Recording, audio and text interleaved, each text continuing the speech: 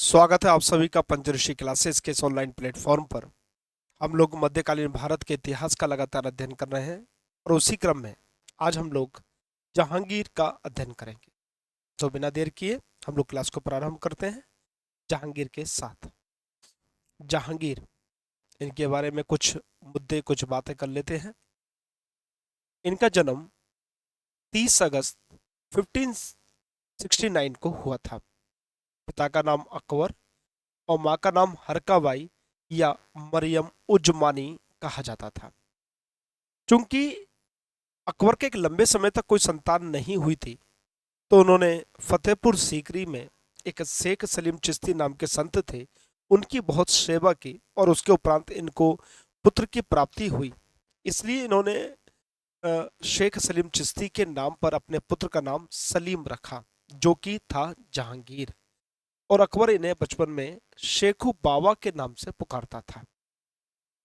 प्रारंभ में इनके शिक्षक का नाम था अब्दुल रहीम खान खाना। 3 नवंबर 1605 को आगरा के किले में जहांगीर का राज्याभिषेक हुआ था। और राज्याभिषेक के बाद, जैसे आम प्रचलन है, ये अपना नाम बदल लेते हैं, तो इन्होंने अपना नाम बदला और नाम रखा नूरुद्दीन मोहम्मद जहांगीर बादशाह गाजी। गाजी का अर्थ होता है हिंदुओं की हत्या करने वाला। अब इनकी एक पत्नी का नाम था मानवाई। हम लोगों ने पिछली कक्षा में पढ़ा भी था मानवाई।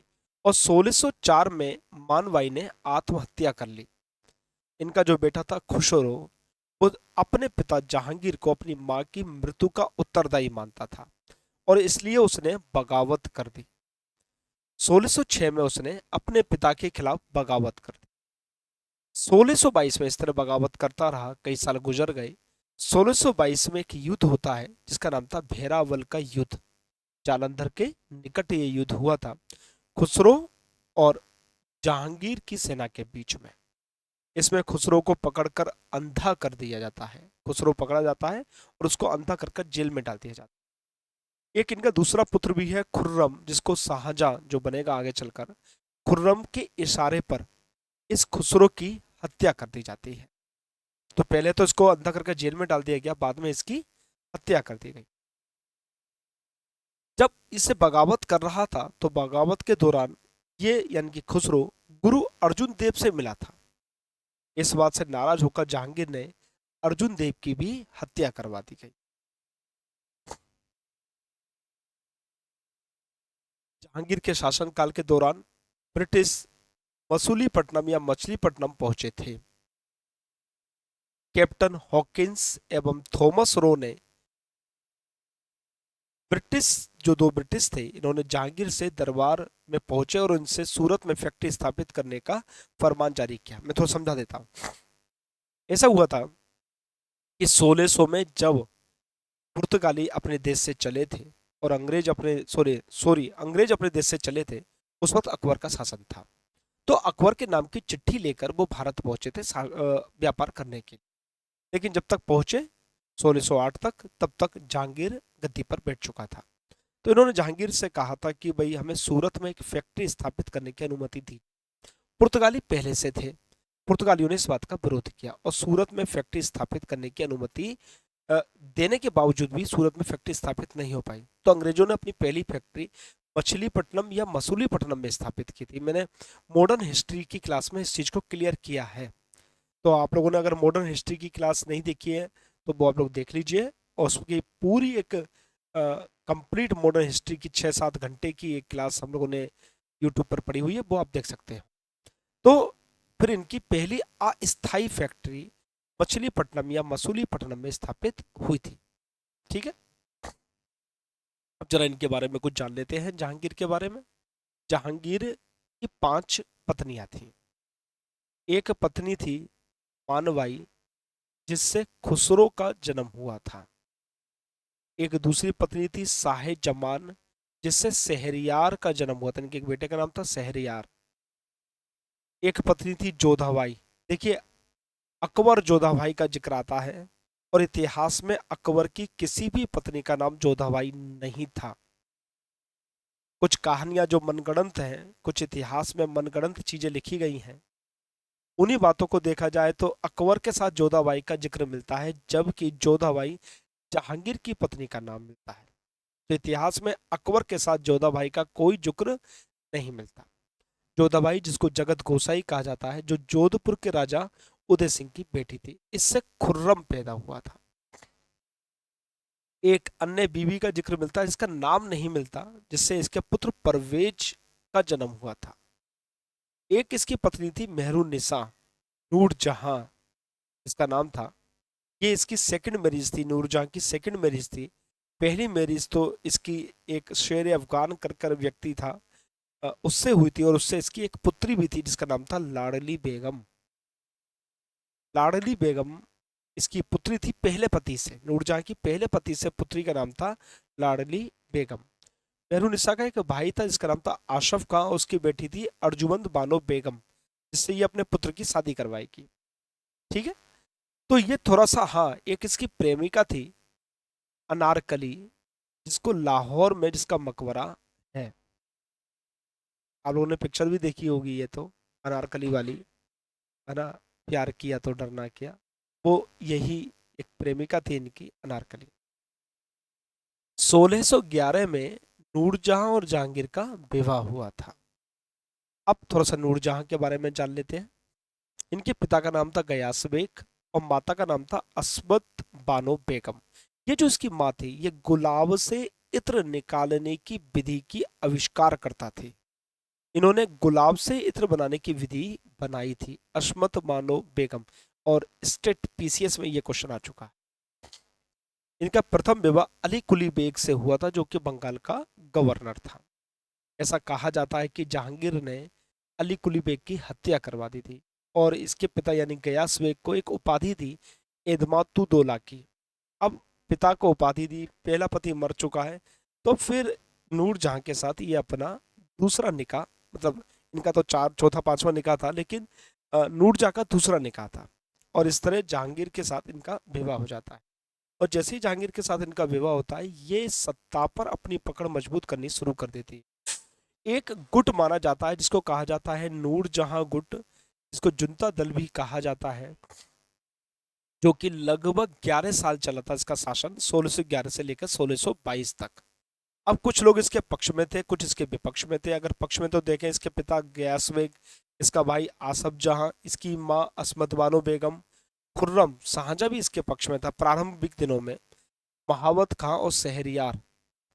अगर विपक्ष की बात की जाए तो परवेज था, खुसरो था, द्वार वक्स था, मिर्जा अजीज कोका था, और मानसिंह इसके विपक्ष में थे, क्योंकि मानसिंह की तो बहन की जो उसकी मानवाई की हत्या के लिए जिम्मेदार माना जाता था, वो विपक्ष में रहेगा ही। अब जो नूरजहां थी, इसने झरोका दर्शन, राजकीय पत्रों पर हस्ताक्षर करना और मोहरों मुद्रा पर अपना नाम खुदवाना शुरू कर दिया। झरोका दर्शन कहते हैं एक झरोके से दर्शन करना, जनता दर्शन करने आती थी प्रारंभ में, और ये झरोके से अपना चेहरा दिखाया करते थे। तो झरोका दर्शन, राजकीय पत्रों पर हस्ताक्षर करना शुरू कर दिया, मुद्रा और मोहरों पर अपना नाम खुदवाना शुरू कर दिया, ये सब काम इसने शुरू कर दिए थे।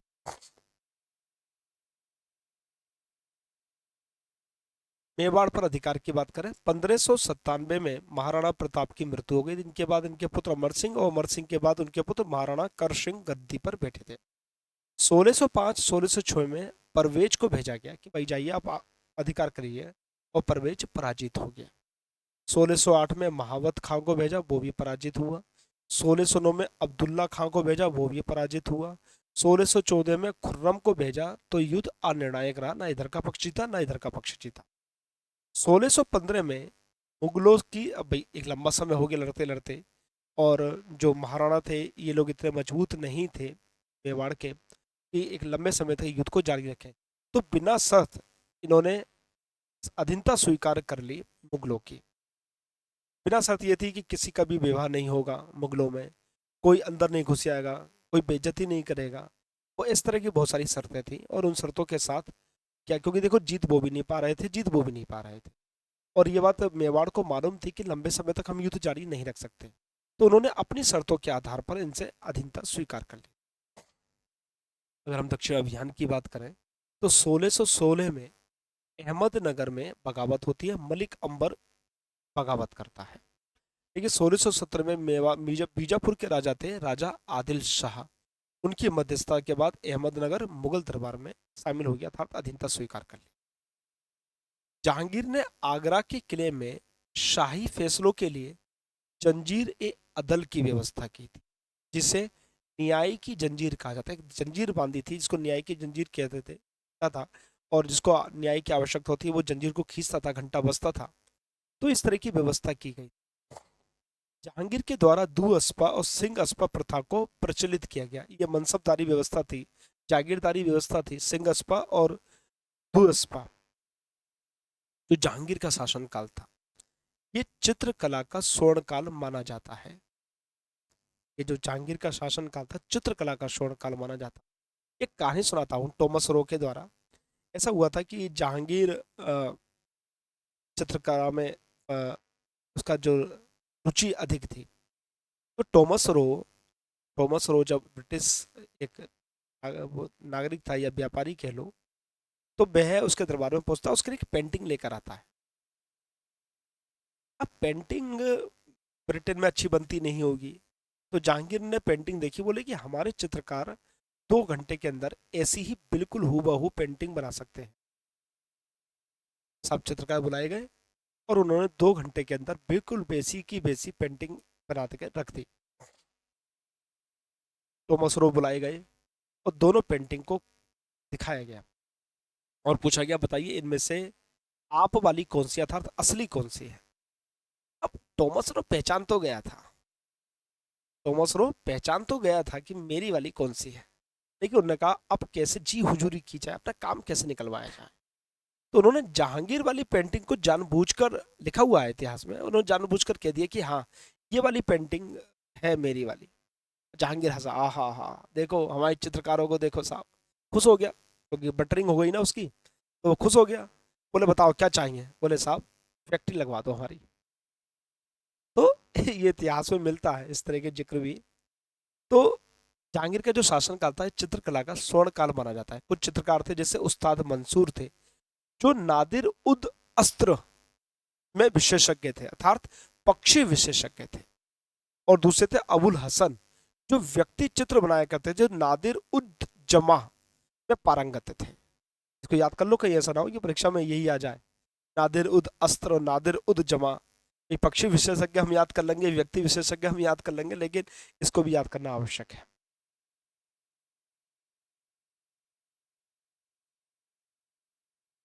अब जहांगीर की जो आत्मकथा है वो है तुजुक ए जहांगीरी।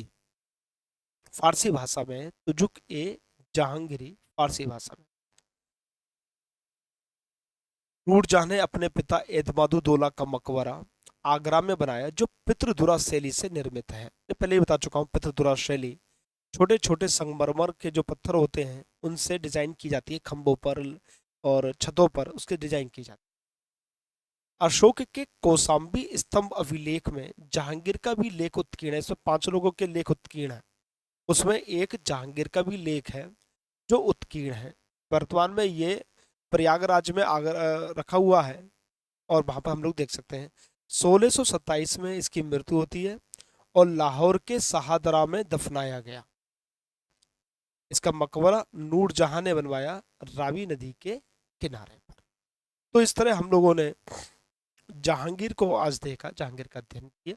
महत्वपूर्ण परीक्षा में यहाँ से प्रश्न बनकर आ सकते हैं। धन्यवाद आप सभी का।